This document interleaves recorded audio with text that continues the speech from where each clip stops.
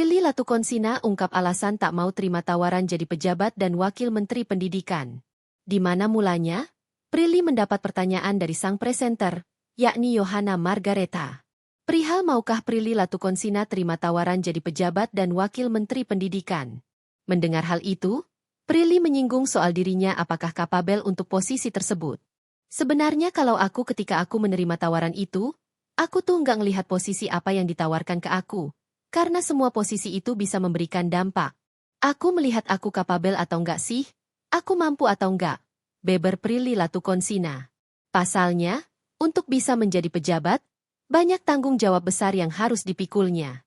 Anggaran itu duit rakyat yang kita pakai itu duit rakyat. Jadi tanggung jawabnya tuh gak mudah. Imbuhnya. Dan saat tanya sekali, Prilly secara tegas menolak dan lebih nyaman dan cocok bermanfaat di posisi jabatan lain.